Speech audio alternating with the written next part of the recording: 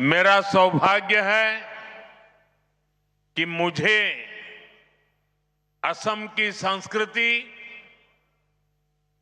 यहां की बोडो परंपराओं को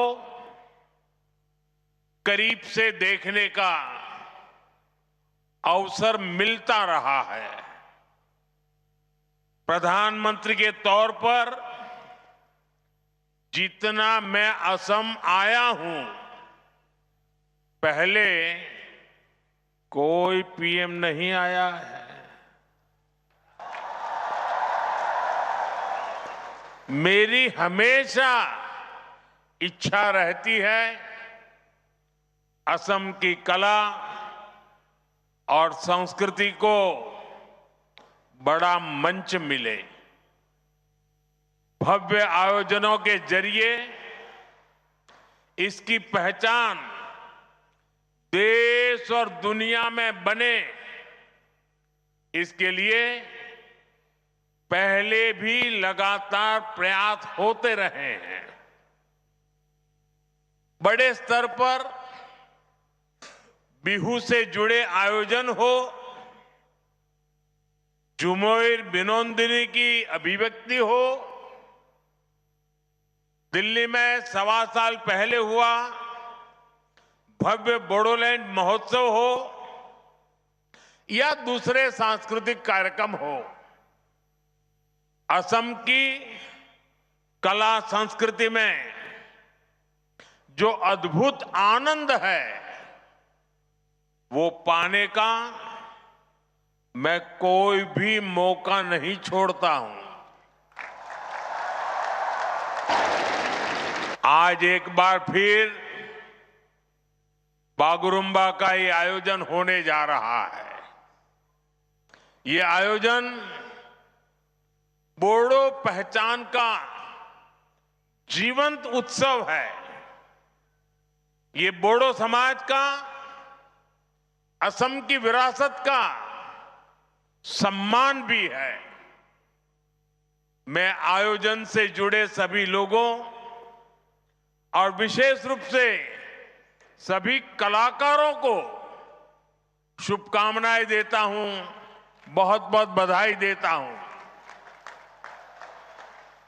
साथियों, बागुरुम्बा दहो ये केवल एक उत्सव नहीं है, एक माध्यम है हमारी महान बोडो परंपरा को सम्मान देने का। ये एक माध्यम है बोडो समाज की महान विभूतियों को याद करने का। बोडोफा उपेंद्रनाथ ब्रह्मा,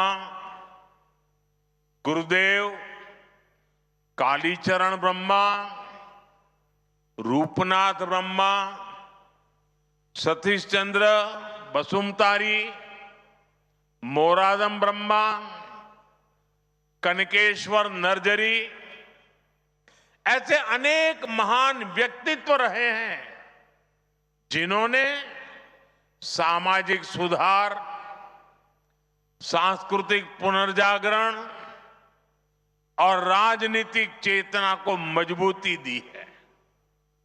इस अवसर पर मैं बोडो समाज के सभी महान व्यक्तित्वों को श्रद्धापूर्वक नमन करता हूं। साथियों, भाजपा असम की संस्कृति को पूरे भारत का गौरव मानती है।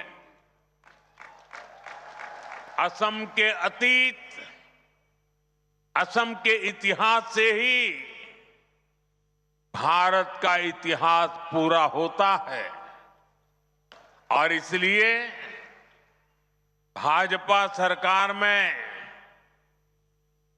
बागुरुम्बा दहो जैसे इतने बड़े भव्य उत्सव होते हैं।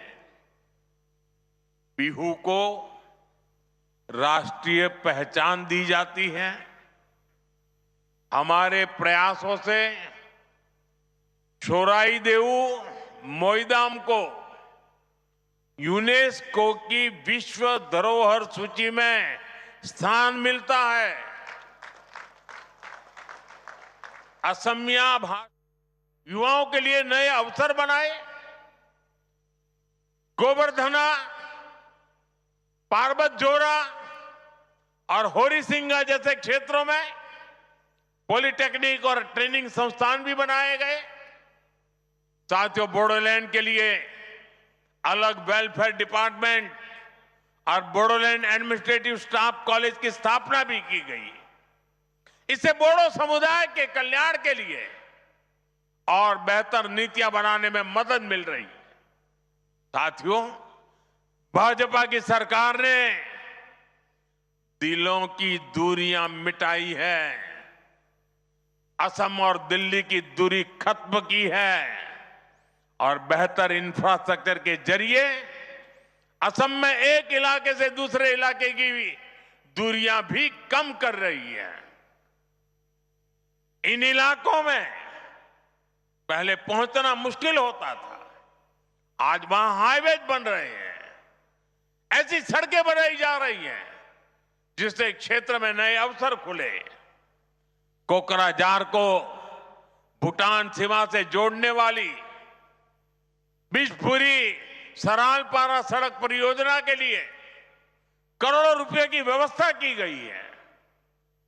कोकराझार से भूटान के गेलेफू तक प्रस्तावित रेल परियोजना भी एक और महत्वपूर्ण कदम है। हमने इसे विशेष रेलवे परियोजना घोषित किया है। हमने इसे एक्ट ईस्ट पॉलिसी का अहम हिस्सा बनाया है। इसके तैयार होने के बाद व्यापार और पर्यटन दोनों को बढ़ावा मिलेगा। साथियों, जब समाज अपनी जड़ों से जुड़ा रहता है, जब संवाद और भरोसा मजबूत होता है और जब समान अवसर हर वर्ग तक पहुंचते हैं, तब सकारात्मक बदलाव दिखाई देते हैं।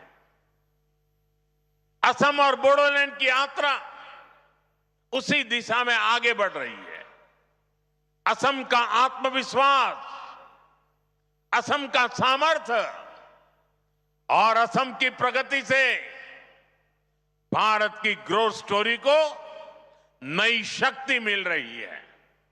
आज असम तेजी से आगे बढ़ने वाले राज्यों में अपनी पहचान बना रहा है। असम की अर्थव्यवस्था गति पकड़ रही है। इस विकास में, इस बदलाव में बोडोलैंड, यहां के लोग अहम भूमिका निभा रहे हैं। मैं एक बार फिर आज के आयोजन के लिए आप सभी को बहुत बहुत शुभकामनाएं देता हूं। बहुत बहुत धन्यवाद।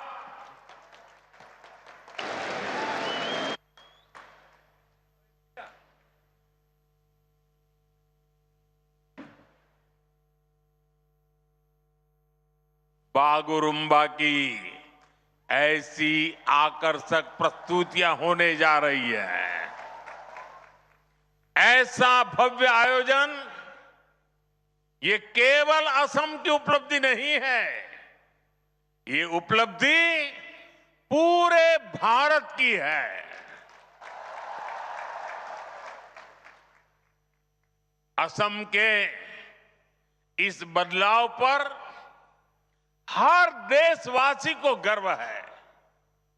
साथियों, मुझे संतोष है कि मेरे असमिया लोगों ने, मेरे बोडो भाई बहनों ने इसके लिए मुझ पर भरोसा जताया।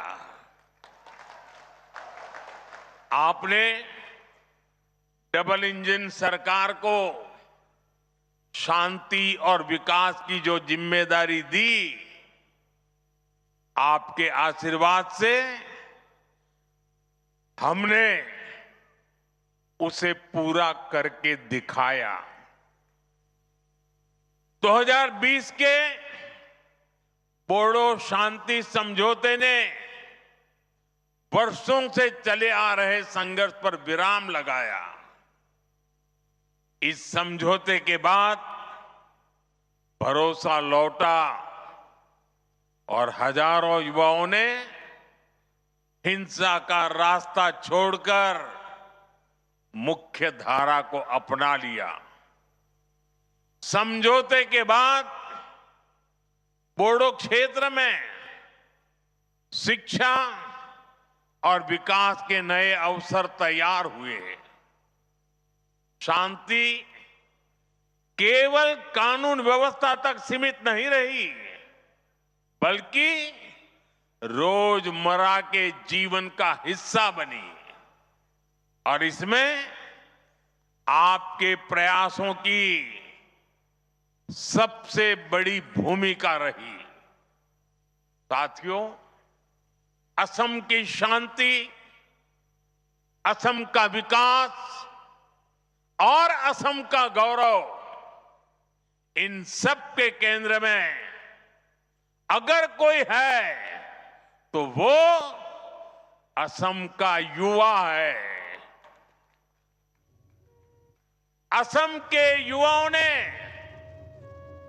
शांति स्थापना के लिए जो राह चुनी है, उसे मैं और हमें सबने उज्जवल भविष्य तक लेकर जाना है। शांति समझौते के बाद से ही हमारी सरकार बोडोलैंड के विकास के लिए लगातार काम कर रही है। सरकार ने पुनर्वास की प्रक्रिया तेज गति से आगे बढ़ाई है। हजारों युवाओं को करोड़ों रुपए की आर्थिक सहायता दी गई।